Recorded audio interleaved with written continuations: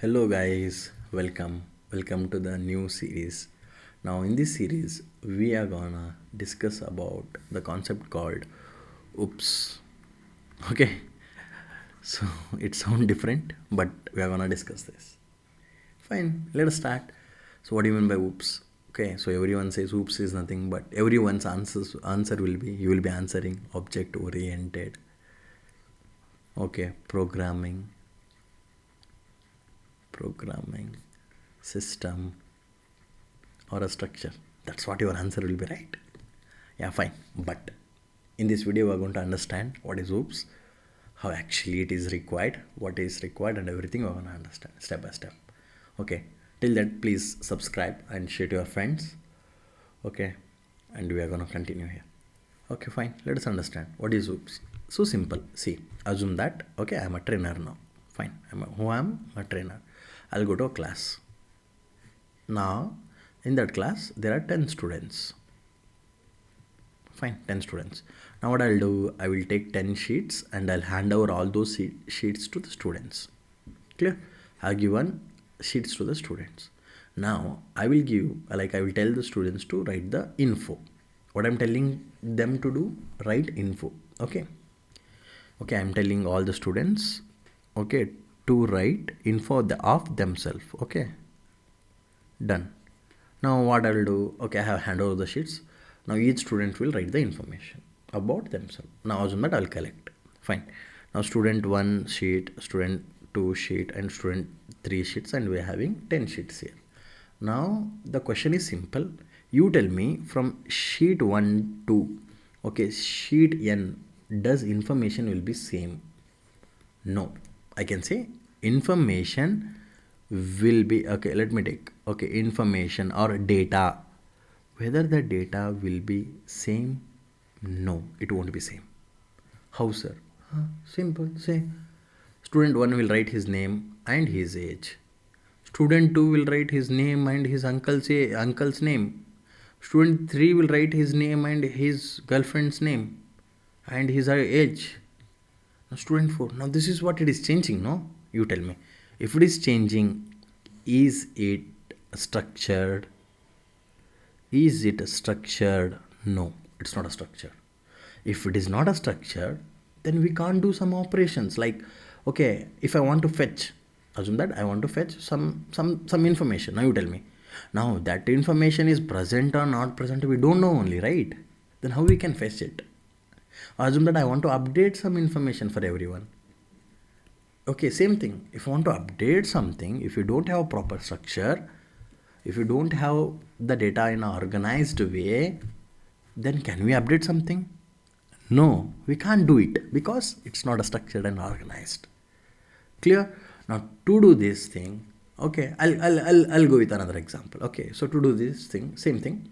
Now what I will do, okay, this time I'll go with Google Forms. Okay, what is the option I'm choosing?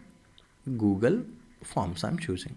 Now you tell me, in Google Forms I have right. Okay, I'll create 3 fields. What is that 3 fields? Name, age, and address. This is what I have given. Created. Then I pass to 10 students. Now you tell me, all 10 students will store the data in structured way or not? Yes. Now is it organized or not? Yes. Okay, now if I want to update, it will be easy or not? Yes. If I want to fetch it, it will be easy. Yes, we know that what to fetch. Either you need to fetch name, you need to fetch age, or you need to fetch address. That's all. Now it will be so easy to do it. Correct? Yes. Now can I say Google Forms is structured? Yes, it is structured. The same way in programming also. Okay, so in programming also, okay, your data is completely unstructured without oops. Clear? Now oops, your oops, clear oops, I can say it is a programming, technique. It is one of the programming technique. What it does, okay, it allows us to organize. What it does, it will allow us to what? Organize and structure the data. It allows us to organize and structure the data so we manipulate easily. So what we can do, we can manipulate easily. So manipulate is nothing but fetch. Okay, you can say find, or you can say update, or you can say delete, or you can add. That is what you can do it. Got my point? Why oops is required? What is oops? I can say it is one of the programming technique. What it does, it will allow us to organize and structure the data. In the sense, whatever the data we are going to have, we are going to organize and structure it so that we can manipulate easily. So that's the reason we require oops. Clear? Now, if you want to structure, assume that, see, we have two principles. One is organize, okay, another one is structure. If you want to achieve this, you need to follow components of oops. If you want to achieve this, you need to follow oops components. Now what those components are? Now those components are nothing but, first component is a class, second component is nothing but an object, third component is nothing but inheritance, fourth component is nothing but polymorphism, fifth component is nothing but encapsulation, sixth component is nothing but abstraction. Now what these all components leads into? Now these all components will tell us, or it will organize. What they will do? They will organize and structures the data. Clear? So that what we can do, if you organize and structure, what you can do? You can do these all manipulation operations. Now manipulation operation is nothing but fetching, updating, deleting, whatever it may be. You can do it easily. That's the reason we required oops. Simple. Got my point? That's all, guys. That is what oops is. Clear? You can share the same example in the interview if you ask your questions. Then the next question will be, now we are going to learn the components. First component what you are going to learn is an object. What do you mean an object? Okay, so simple, I can say object is nothing but, let me tell you, object is nothing but anything which you are seeing with your eyes in this real world is an object. Anything, whatever you are seeing with your eyes is an object. Let me take an example. You are seeing a laptop, right? Laptop is an object. How? I'll tell you. Okay. If you're seeing a mouse is an object. If you're seeing mobile is an object. If you're seeing anything is an object. Clear? So that's the reason. Let me write a definition. I'll explain you. What is that? See, I can say object. Object is nothing but, it is a real which exists in a real world. It is a real which exists in real world. Now, okay, fine, sir. Like you will have a question, yes, sir. Like you have discussed, right? What is that? You are going to prove it. Whatever I am saying is an object. Exactly. If you want to prove it, you need to understand. See, this point you need to understand. Every object has three characteristics. This point you need to understand. What those three characteristics are. First one is an identity. Second one is a data or a variable or an attribute. What about third? Third is nothing but a functionality. Third is nothing but functionality, or we call it as a behavior. Done. This is what you need to remember now. Now by these 3 points I can prove anything is an object. How? Let me take a laptop. Clear? Now we are talking about laptop. Laptop I told as an object. Now prove it. How to prove it? Now you tell me identity of a laptop. Yes, identity is nothing but laptop. That is how it is identified. Identity is nothing but what? Laptop. Then what about data? Data is nothing but color. Does it has a color or not? Yes. Then what about next? Yes, price. Does your laptop has a price or not? Yes. The next, what it has? Okay, RAM, it will be having ROM, it will be having HDD, whatever it may be. Now these all things are nothing but what? Data. Then functionality is nothing but functionality. Open a file, close a file, right? Open a file, close a file, open a browser. These all functionalities of what? Your laptop. Then I can say laptop has 3 characteristics. Yes. Then can I say it as an object? Yes. Everything whatever you're saying is an object. Okay, so let us take one more example. Okay, so assume that I'll take another example of umbrella. Okay, now umbrella I'll call it as an object. How come? Umbrella is an identity. What is that? Umbrella is an umbrella itself is an identity. How it is identified, right? Now umbrella has a color. Umbrella has a price. Done. Umbrella has a type. Type of umbrella will be. The next, what you can do with umbrella? Open umbrella. Then you can have a button to open an umbrella, right? You can open it, click it, tuck, schedule open. That is what open an umbrella. Then you can close that umbrella. That is what. The next, if I talk, next object can be anything. You can take anything. Like you can take an example of, okay, student. Let us take a student and an object. Yes, every student is an object itself, right? Okay, now student type, like identity will be always student, right? Then every student will have name, age, something blah blah blah, and functionality, read, walk, okay, eat. These are all functionalities. Clear? Now, what do you want to do? If you want to understand OOPS properly, okay, follow this step. Okay, so what do you want to follow? Please stop this video and do this assignment now. What is that assignment? Okay, I can say write 10 objects. Okay, take 10 objects, write its identity, data, and behavior. If you do this, no, everything will be sorted. Clear? If you write for 10 objects, I can say you everything will be sorted. Like you will be having clear idea about how OOPS are going to be implemented and everything. Okay, so pause this video. Okay, don't run behind. Okay, so pause this and try to write it. You'll have a clarity. Done. That's all about an object. The next thing we are going to discuss about a class. Next thing is what? Class. Okay, I'll explain how to create an objects and everything in Python. Just I'm explaining overview about it. Okay, what is a class? Simple. Now you tell me. See, these all objects are present in real world. If you want them to be present in Python, if you want to be present in Java or something else, how to make them available? That will be made by using a class. What is a class? I can say it is a structure or a blueprint of an object. What is a class? Class is a structure or blueprint of an object.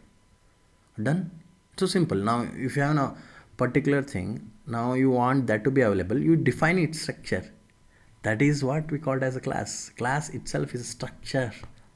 Done. Now next thing is, for one class, for what? One class, we can create n number of objects. What you can create? A number of objects. In the sense, if you define one structure, assume that, okay, I'm manufacturing iPhones. Now assume that if I create a blueprint for 17, you tell me I'll manufacture only one particular iPhone. No, I can manufacture hundreds of iPhones, thousands of iPhones. Correct or not? That is the same way. If you create one structure in Python, if you create one structure, for that structure you can create hundreds of Python objects. That is what I want to tell you. Clear? Okay, so I'll explain this everything clearly. I'm going to explain it. Okay, so let us hope. The next point is nothing but, okay, very important point. Class consists of, I can say, class consists of n number of variables,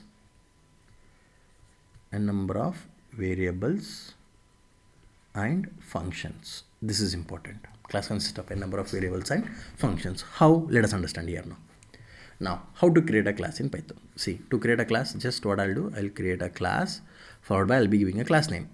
Okay, so a class name, or you need to give a identity. So what I'll do, I'll give class name here. Okay, now this class name will be an identity. Done. Okay, then you need to give colon, then one tab. Automatically it will take. Now this is the area. Okay, now this area belongs to this identity. Now in this area, you need to put n number of what?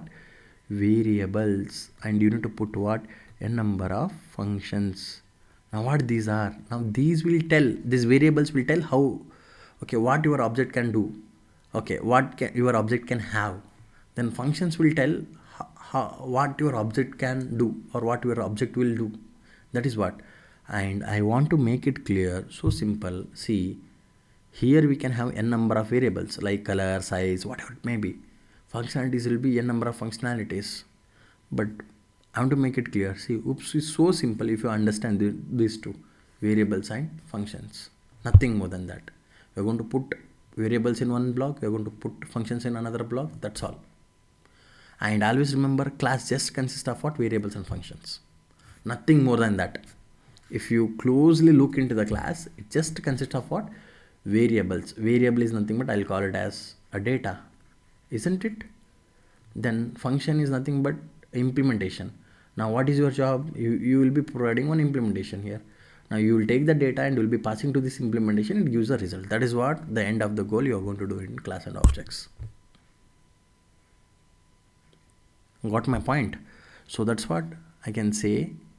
In the class we can put n number of variables and we can put n number of functions. Clear? By putting them, what you can do? You do whatever you want to do it. Like you can put functions to do something, right? It calculates it, something it does. That's all. That is about a class is. Clear? And please see, OOPS, just I will tell you now, OOPS is just a game of playing with respect to the variables and functions. That's all. How much early you will understand this, that much easy you are going to feel about the OOPS. That's all. Okay, you will put a is equals to 10 and you will put one function like square function you are going to put. Now what you will do to calculate the square? You will pass this a here and it will calculate and it will use. That is how you are going to do it in here. That's all. Nothing more than that. You can see. Got my point? Done. Now let us understand practically how we are going to create a class in Python. So simple. See, now I'll jump into VS Code. You can see, I'll be using class keyword, then class name is nothing but mobile. I'll create. Done. Okay, so just give pass. Now what is a pass? I can say it is a keyword actually. Used to create a empty block. Okay, now I don't know what the variables need to be kept, what functionalities need to be kept. That we will discuss in the next video. Okay, what to be kept and how to be kept. Okay, I can say empty block. So pass keyword. Okay, pass. Done. Now see, that's all. We have created a class for mobile now. What is identity? Mobile is an identity. You can put variables. You can put functionalities. Assume that I want to create another class for laptop. Just you can create laptop. Done. That's all. Just give it as what? Pass and run it. Done. Assume that I want to create a class for student. How to create class? I can say it as what? Student. Just put a pass. That's all. Run it. Done. Running. Next, I can create a class for notebook. We can say it as notebook. Done. Just give it as pass. Run it. Done. I hope you understood. It's so simple to create it in Python. Done. That's all, guys. That's all for this video. Thank you. And please do share and subscribe. And if you are liking this, please follow up with the next videos. Okay, and also click on bell icon so that you will be notified whenever the new videos are released. Clear? Thank you. And every day I'm going to post one video. Please follow up this. Thank you.